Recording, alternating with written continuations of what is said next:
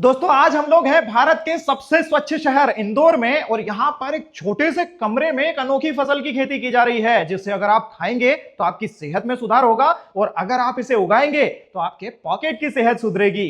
दोस्तों ये वीडियो होने वाला है 21वीं सदी के सुपर फूड कहे जाने वाले माइक्रोग्रीन्स के ऊपर जिसे आप यहाँ पर देख भी रहे हैं और इसे एक छोटे से कमरे में उगाकर आप लाखों की कमाई कर सकते हैं।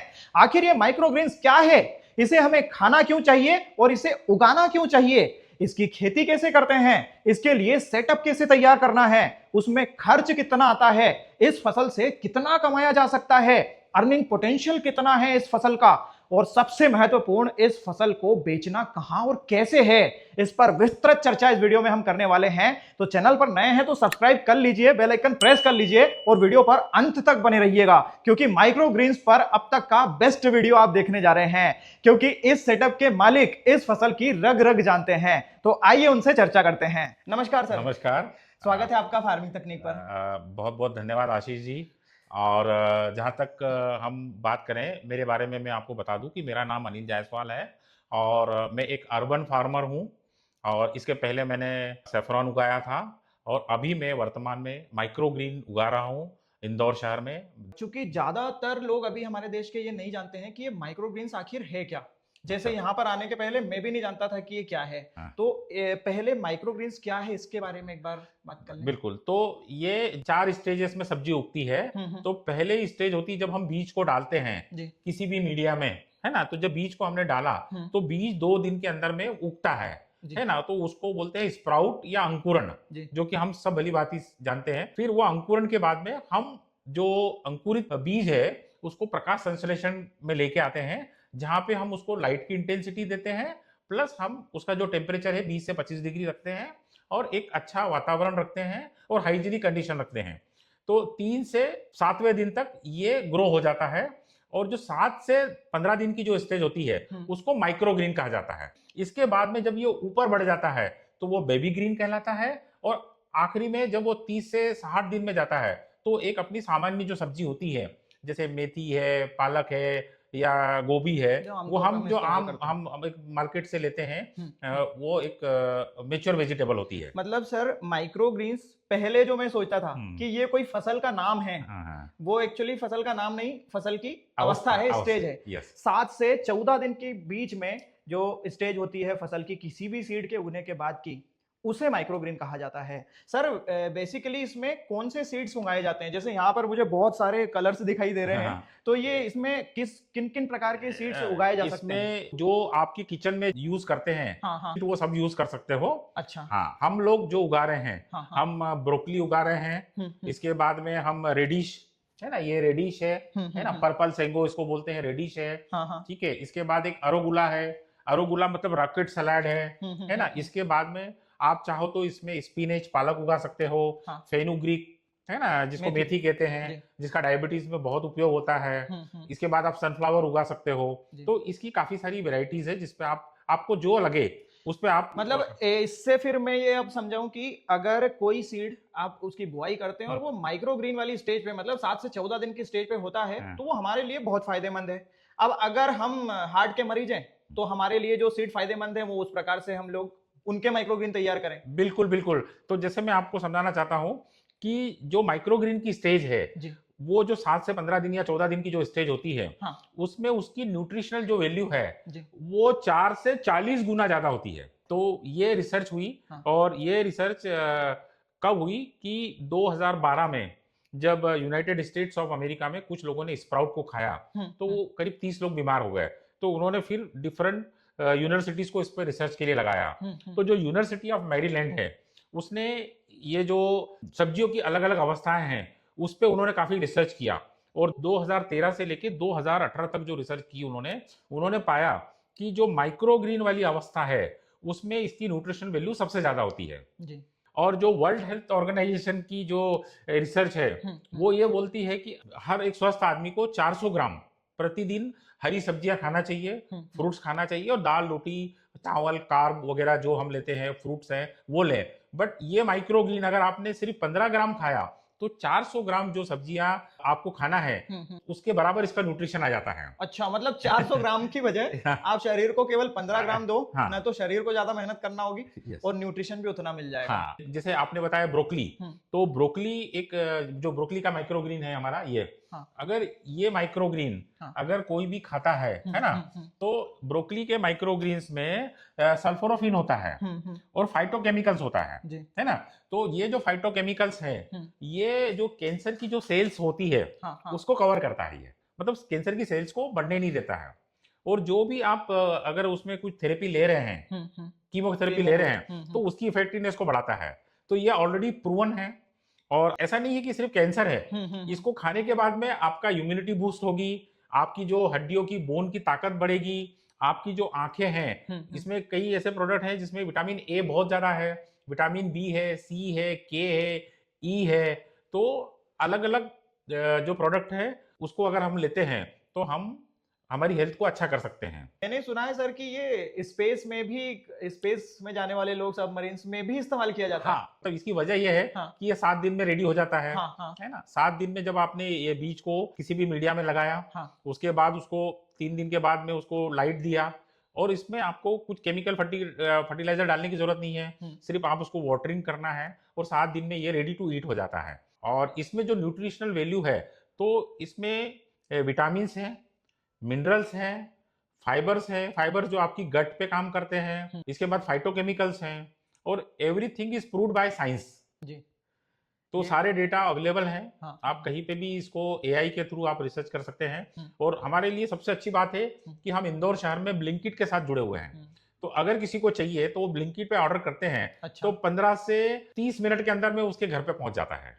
अच्छा, जो लोग कंज्यूम करने वाले हैं उनके लिए ये एक जानकारी है दोस्तों कि ब्लिंकिट से अब ये अवेलेबल भी हैं। सर के यहाँ से माइक्रोग्रीन्स ब्लिंकिट पे जाती है, और आगे देखेंगे कि इसकी मार्केटिंग और कैसे करना है अगर आप इसे उगाते हैं तो। सर इसके लिए क्या कोई विशेष सेटअप की जरूरत होती है? इसमें कुछ विशेष सेटअप की जरूरत नहीं होती है, बट आप जब यहाँ पे जर्मिनेशन कर रहे हो तो वो एरिया थोड़ा डार्क रूम होना चाहिए, और जहां पर आप 3rd डे से 7th डे तक रखते हैं तो वहां पे जो इसको प्रकाश की जरूरत पड़ती है, तो हम लोगों ने ट्यूबलाइट और एलईडी लाइट्स लगाई है। और कुछ रूम्स में हमारे पास एसी भी है, और हम चिलर्स का भी उपयोग करते हैं जरूरत पड़ने पर। अगर टेम्परेचर हम 20 से 25 डिग्री मेंटेन करते हैं और ह्यूमिडिटी अगर अराउंड 50% हम मेंटेन करते हैं, तो हम अराउंड द ईयर इसकी खेती कर सकते हैं। और इसमें जो खेती का जो दिन है वो 7वें दिन आपकी फसल रेडी हो जाती है। मतलब सर आप अगर एक मोटा मोटा देखें तो एक साल में 25-30 फसलें आप निकाल सकते हैं आराम से। दोस्तों, ऐसी कोई फसल ही नहीं होगी जो एक साल में 25 से 30 बार निकाली जा सके। और सबसे बड़ी चीज, ये एक कमरे के अंदर हो रहा है दोस्तों। इसके लिए आपको कोई बड़े बड़े खेतों की जरूरत नहीं है, आपको मिट्टी की जरूरत नहीं है। ये यहाँ पर आगे अभी समझेंगे कैसे उगाते हैं, लेकिन आपको इसके लिए कोई बहुत बड़ा इन्वेस्टमेंट भी नहीं चाहिए। अगर आप एक जागरूक व्यक्ति हैं तो आप खुद के लिए भी उगा सकते हैं। तो आगे हम अब सर से समझेंगे कि इस माइक्रोग्रीन्स को कैसे तैयार किया जाता है, क्या है इसकी पूरी process, step by step sir एक बार बताइए। तो माइक्रोग्रीन की जो प्रोसेस है, जब हम सीड्स बाहर से मंगाते हैं, जो नॉन जीएमओ सीड्स होते हैं, अच्छा, जो कि जेनेटिकली मॉडिफाइड नहीं होना चाहिए, देसी बीज होना चाहिए, ठीक है, और वो बीज में किसी भी प्रकार का केमिकल नहीं होना चाहिए, ठीक है। उसके बाद में उसको हम एक हमारा मीडिया है कोकोपीट और कुछ 2-3 चीजें मिला के हम मीडिया रेडी करते हैं। वो वहां चलें क्या सर? वहां हाँ बता सकते हैं, है ना।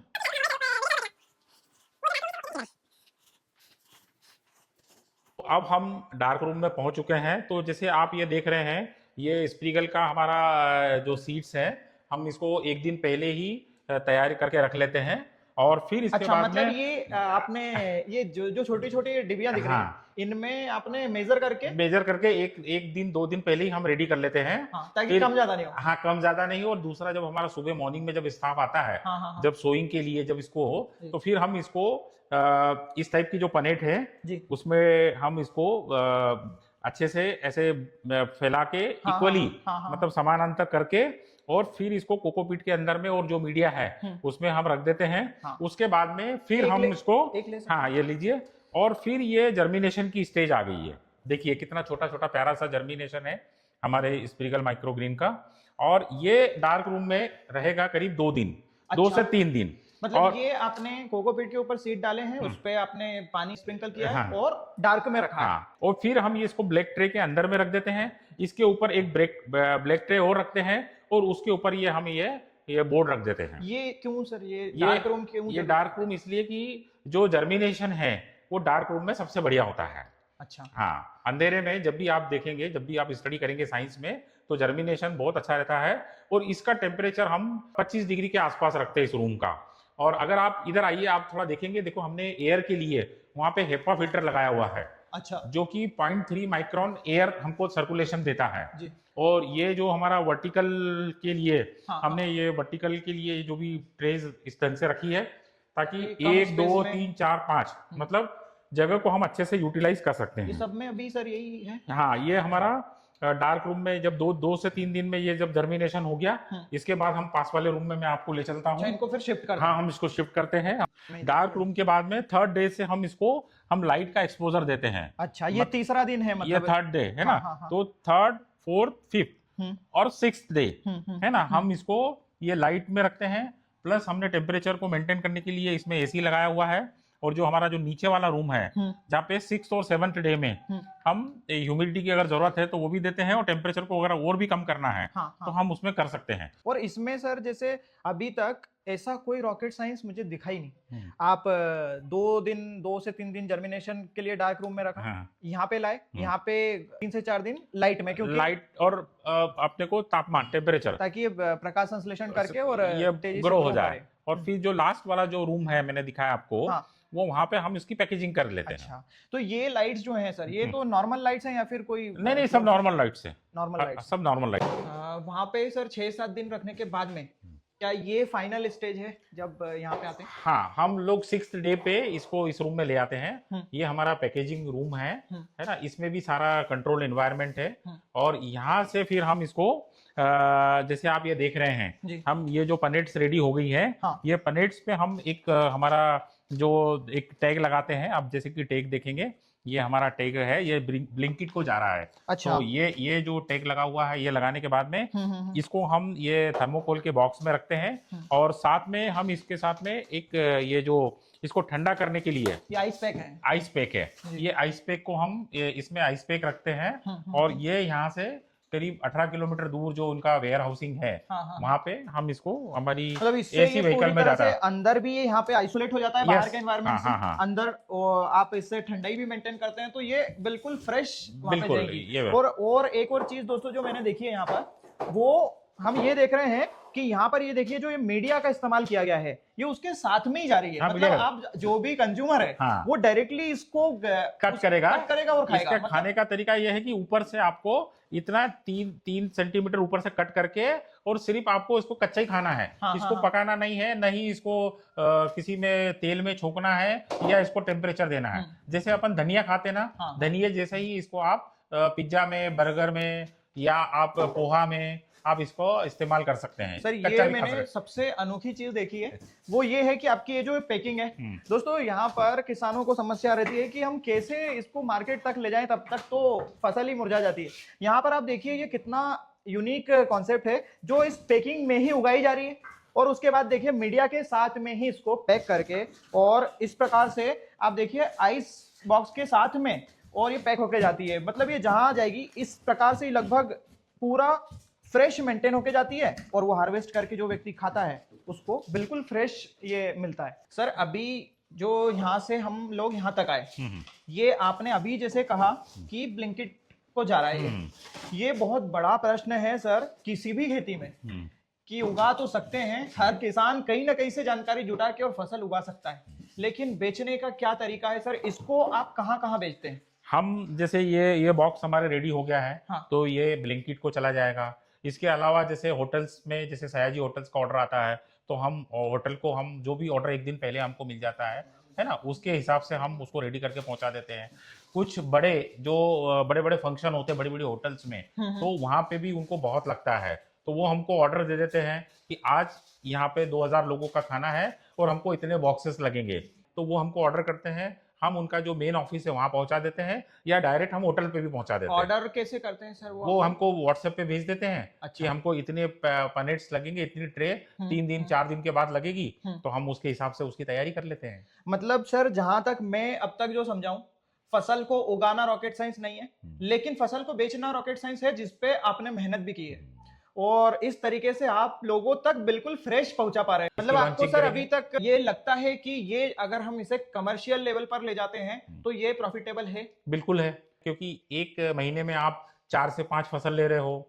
दूसरा, जो खरीदार है उसको भी महंगा नहीं पड़ता है, क्योंकि इसका एक दिन का खर्च जो एक बिस्किट का पैकेट है या एक वेपर्स का पैकेट है या एक कोल्ड ड्रिंक की बोतल है, अच्छा, इससे ज्यादा नहीं है। मतलब जैसे सर ये अभी एक ये बॉक्स हाँ, है, ये करीब 50 ग्राम के आसपास से 50 से 60 ग्राम के आसपास इसका क्वांटिटी है। अच्छा, इसमें 50 ग्राम मान के चलते हैं, तो इसको आप 3 बार में आराम से खा सकते हो। मतलब एक व्यक्ति 3 दिन तक इसको आराम से खा कंज्यूम करता है। 3 दिन। वाकई इसकी आप जैसे अभी इसको बेच रहे हैं, वो किस कीमत तक बेच रहे हैं? हम लोग अभी 99 रुपीज तक बेच रहे हैं, क्योंकि ये अभी हमारा प्रमोशनल है। हाँ हाँ हाँ। बट हम एक स्टेबल अभी ला रहे हैं, बट इसको हम रिवाइज भी करेंगे। अगर हमको लगता है कि हम और क्वांटिटी कर सकते हैं तो अभी, क्योंकि शुरुआत में हमारी कॉस्ट ज्यादा है, बट जैसे ही इसका ज्यादा होगा तो हम इसकी कॉस्ट को और भी रीजनेबल करेंगे। इसमें सर फिर भी जो लोग अभी देख रहे हैं वो इस खेती को अगर करने की सोचते हैं तो उनको एक क्या इससे प्रॉफिट निकाला जा सकता है, इसके बारे में जानना होगा ही। अब जैसे ये एक बॉक्स है जो कि एक अभी 99 तक आप बेच रहे हैं, इसको बनाने में कितना खर्च हो जाता है सर? इसको यहाँ तक तैयार करने में आप उसमें सेटअप का कॉस्ट भी इंक्लूड करें, मैं चाहता हूँ। देखो, इनिशियली अगर आप कम बॉक्स बनाते हो तो खर्च बढ़ जाता है। बट अगर आप इसके पर डे बॉक्स अगर 200-300 बॉक्स बनाते हो तो फिर खर्च एकदम से डाउन हो जाएगा, है ना। तो डिपेंड करता है कि स्केलेबिलिटी क्या है। अगर स्केल पे अगर ये प्रोडक्ट जाएगा तो इसकी कॉस्ट जो आप जिसमें जो इनपुट डाल रहे हो और जितने में बेच रहे हो उसमें उसको 30 से 40% तक का मुनाफा हो सकता है। yes. जो कि नॉर्मल फार्मिंग में भी होता है। हाँ। लेकिन यहाँ पे स्पेस, ये अपना घर है, ये रूम में वर्टिकल फार्मिंग करके कम जगह से, मतलब जितना स्पेस है उसके 4 to 6 टाइम्स तक हम यहाँ से आउटपुट निकाल पा रहे हैं। बहुत कम समय में, एक साल में कई सारी फसलें निकाल पा रहे हैं, तो प्रॉफिटेबल तो है। गणित दोस्तों ये मैं आप पर छोड़ता हूं। अभी यहाँ पर ये बताया है सर ने कि अभी इसकी जो सेलिंग है वो कहां तक है। अब आप थोड़ा सा यहाँ पर कैलकुलेट करके देख सकते हैं कि क्या इससे कमाया जा सकता है। सर यहाँ पर वैसे एक जैसे अभी आप देख रहे हैं, आपने ये शुरू किया है और ये आपको लगता भी है कि इसके आगे बहुत ज्यादा फ्यूचर, मतलब इसका ब्राइट ही दिख रहा है। बिल्कुल बिल्कुल, क्योंकि आप इसको अब प्रॉपर्ली सेल कर पा रहे हैं। इतना सारा ये होगा कि हमने 3-4 रूम में देखा, इनमें सब में सेटअप लगा हुआ है, तो मतलब इसका आगे मार्केट तो है और लोग जैसे जैसे जागरूक होते जाएंगे वो और भी ज्यादा ये बढ़ते जाएगा। तो निश्चित रूप से दोस्तों अगर आप चाहते हैं छोटे स्केल से शुरू करके, यहाँ पर सर ने बहुत अच्छे तरीके से ये भी बताया है कि इसकी मार्केटिंग कैसे करना है, पैकिंग कैसे करना है, ये भी कर सकते हैं। और जो लोग कंज्यूम करने वाले हैं वो ऑर्डर करके मंगवा भी सकते हैं, ये भी बता दिया। अगर कोई भी डाउट हो आप कमेंट करके पूछ सकते हैं। और वीडियो को शेयर अभी तक आपने किया या नहीं है मुझे बता दीजिएगा। मैं यहाँ घर से 200 किलोमीटर इंदौर आया हूँ दोस्तों, वहां तक अभी मुझे कोई सेटअप नहीं मिला। क्यों नहीं दिखाई दे रहा है? कृषि प्रधान देश है हमारा, तो आप भी इस प्रकार के सेटअप्स लगाइए इसमें, क्योंकि इनिशियली आपको बहुत ज्यादा कॉस्ट नहीं लगता है। आप भी खेती भी कर सकते हैं और अपने लिए भी उगा सकते हैं। सर आखिरी में मैं आपसे यही पूछना चाहूंगा कि आप क्या संदेश देंगे कंज्यूम करने वालों को और किसानों को जो इसकी खेती करना चाहते हैं? तो कंज्यूम करने वालों को तो मैं ये बोलूंगा कि मात्र अगर 15 ग्राम अगर आपने इसको सिर्फ कच्चा खाना है, और आपकी जो न्यूट्रिशनल वैल्यू है इसकी वो 4 से 40 टाइम्स ज्यादा है, तो आपको इसमें विटामिन मिलेगा, मिनरल्स मिलेगा, फाइबर मिलेगा और फाइटोकेमिकल्स मिलेंगे। और जो युवा है या किसान है उनको मैं कहना चाहूंगा कि 41% लोग अभी भी ट्रेडिशनल खेती कर रहे हैं और उनको वातावरण पे बहुत कुछ डिपेंड करना पड़ता है। बट जब हम कंट्रोल इन्वायरमेंट में खेती करेंगे, और जो हमारे जीडीपी में कृषि का योगदान है वो मात्र 18% है, मतलब 41% लोग भारत में डिपेंडेंट है एग्रीकल्चर पे, और जो जीडीपी पे जो कंट्रीब्यूशन है वो 18% है। तो अगर हम ये 18% को अगले 5 से 10 साल के अंदर में हम इसको 36% डबल कर ले, तो हम जो 2047 में एक विकसित भारत की परिकल्पना लेके आए हैं, उसमें किसान, युवा, महिला, बच्चे, क्योंकि ये सब घर के अंदर हो रहा है, तो वो एक बहुत ही महत्वपूर्ण योगदान दे सकते हैं। और जो लोग जॉब में हैं, हाँ। वो वर्क फ्रॉम होम में रह के भी काम कर सकते हैं, और इसमें कोई बहुत लंबा समय नहीं देना है। आप दिन में अगर 3 से 4 घंटे अगर आप समय दे रहे हो, तो आप ये खेती अपने घर के अंदर, टेरेस पे, बालकनी में आप कहीं भी कर सकते और वो हो। भी अच्छे बड़े स्तर पे भी हो सकता है, बड़े इतने स्तर पे समय हो पे। सकता है। दोस्तों, अंत में मैं यही कहूंगा कि इस फसल के कई सारे हेल्थ बेनिफिट्स हैं, जैसा कि अभी आपने वीडियो में देखा। तो हमें इसे खाना तो चाहिए ही, लेकिन इसे उगाना भी कोई बहुत बड़ी बात नहीं है। हम चाहे किसान हो या फिर नहीं हो, हम चाहे किसी भी एज ग्रुप के हो, अपने खुद के लिए अपने घर पर छोटे से कमरे में या फिर बालकनी में ही इस फसल को उगाकर देख सकते हैं। रही बात इस फसल की खेती की, तो किसान अगर इसकी खेती करते हैं तो इसके फायदे कई सारे हैं और रिस्क बहुत कम है। सबसे बड़ी रिस्क है मार्केटिंग। अगर इसकी मार्केटिंग सही तरीके से आप कर देते हैं तो ये फसल कभी फेल नहीं होगी। और इसके अलावा दोस्तों, मौसम की मार इस फसल पर पड़ती नहीं है, क्योंकि ये कंट्रोल्ड एनवायरनमेंट में हो रही है, कमरे के अंदर हो रही है। एक साल में कई सारी फसलें आप निकाल सकते हैं। बहुत छोटी अवधि की फसल है, आपको केवल बीज लगता है और पानी, मतलब दवाई और खाद का इस्तेमाल नहीं हो रहा है। आपकी सेहत भी इससे सुधरेगी।